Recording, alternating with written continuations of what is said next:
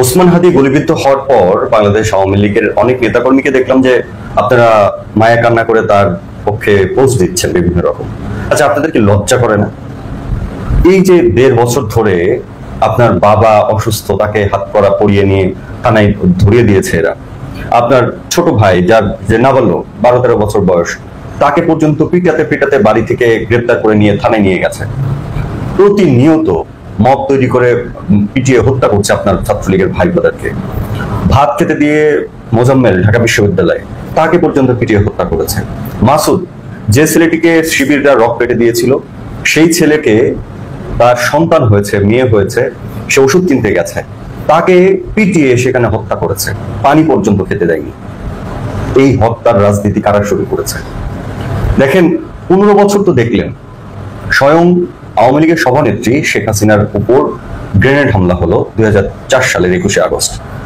সে এই হত্যা মামলার প্রতিশোধ না নিয়ে বরং আইনি পদক্ষেপে গেলেন। আইনের প্রতি শ্রদ্ধাশীল হয়ে আইনগতভাবে তিনি এটার মোকাবেলা করার চেষ্টা করলেন। কোন প্রতিশোধ পরায়ণ হয়ে কোনো কিছু তিনি কিন্তু করেননি। এবং হাজার হাজার নেতাকর্মী 2001 থেকে 2006 সাল পর্যন্ত 21,000 নেতাকর্মীর, আওয়ামী লীগের নেতাকর্মীকে হত্যা করা হয়েছে।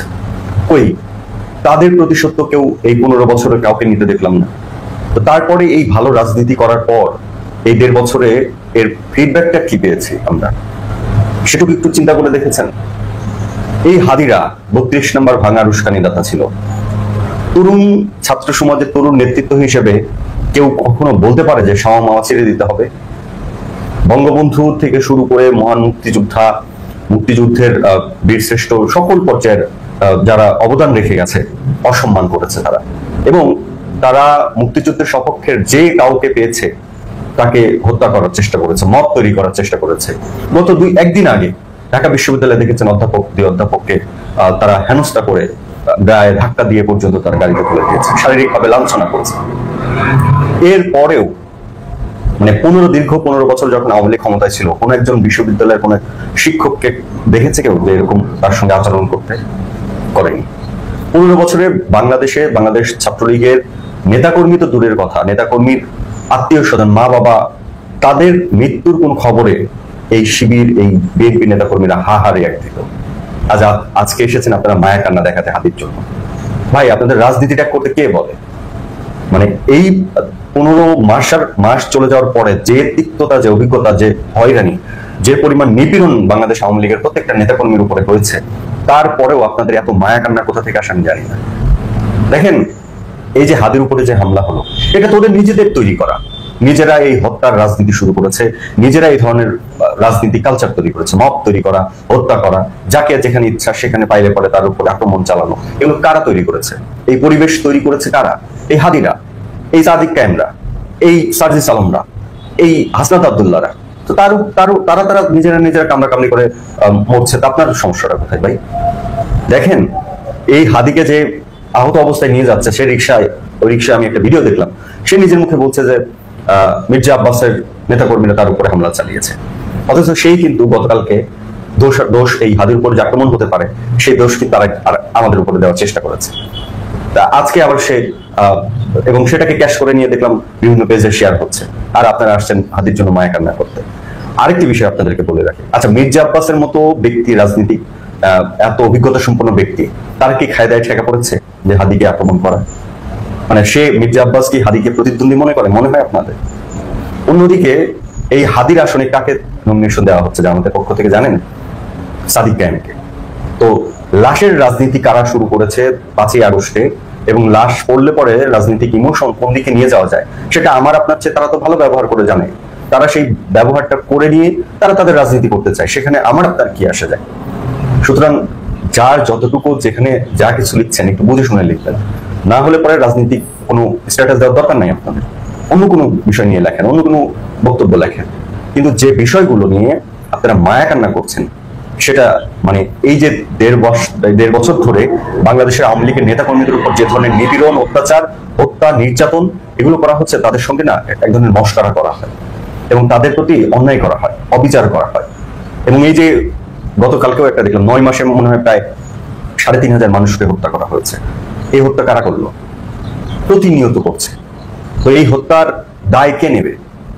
এই হত্যার জন্য আপনাদের একবারও বুক কাঁপে?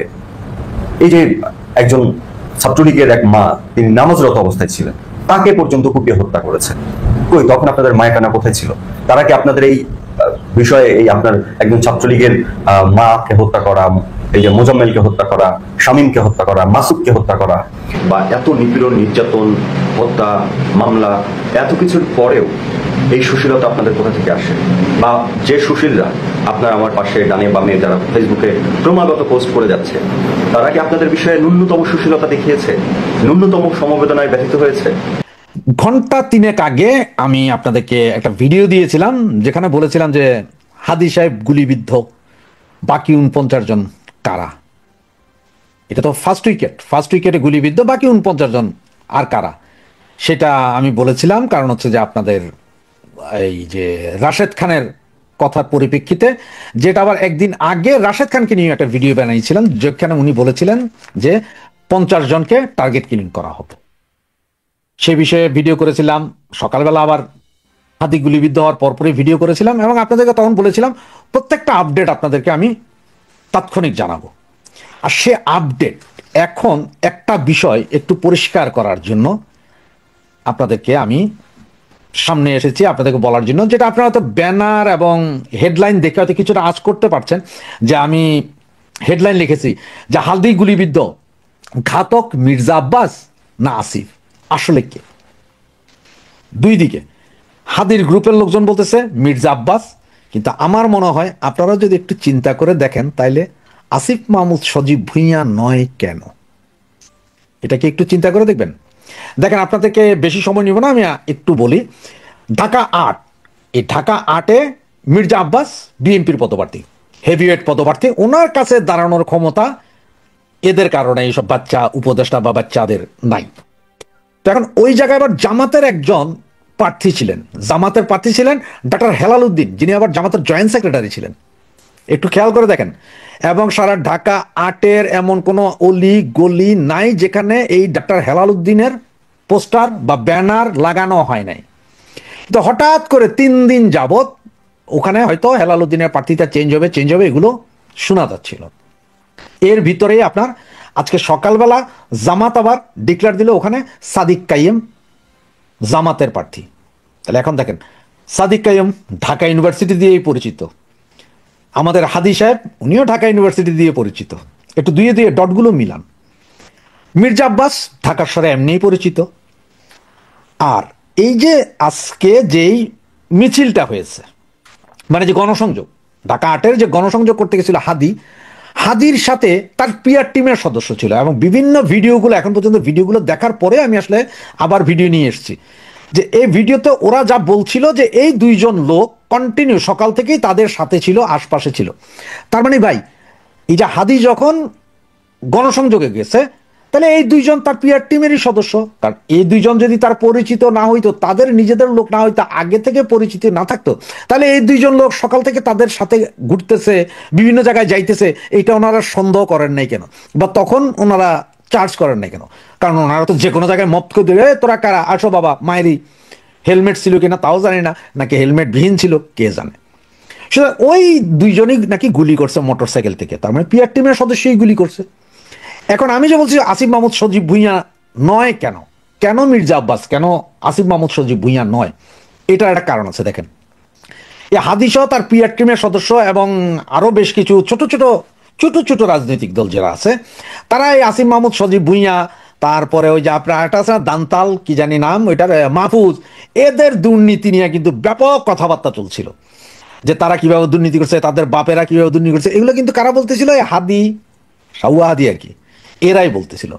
তো এইটার উপরে ব্যাপক বলতেছিল। তো হঠাৎ করে গতকালকে ওনারা, মানে এটা বাংলাদেশের ইতিহাসে কখনো হয়নি, নির্বাচন ঘোষণার পরে, তফসিল ঘোষণার পরে ওনারা পদত্যাগ করলেন।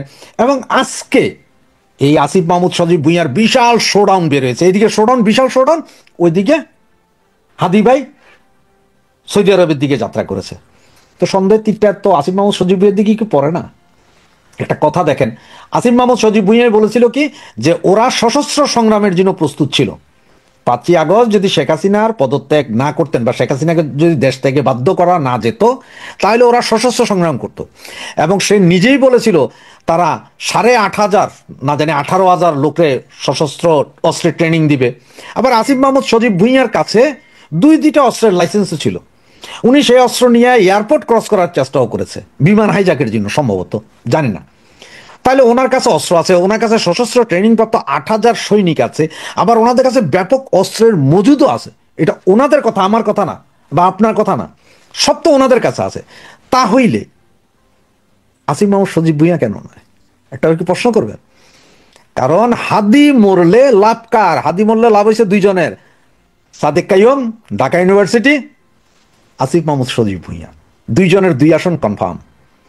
কারণ হচ্ছে যে আপনারা সবাই ঘৃণা ছড়াবেন কার দিকে? মির্জা আব্বাসের দিকে।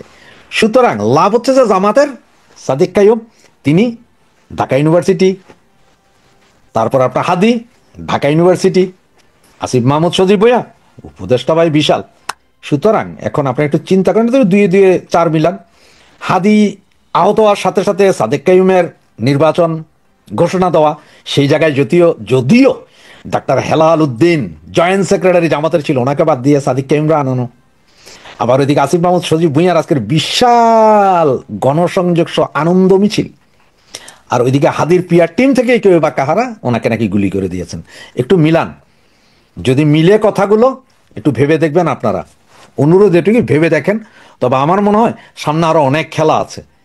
রাত পোহাতে পোহাতে আরো কত যে খেলা আসবে সেটা এখন উপরওয়ালাই হয়তো জানে।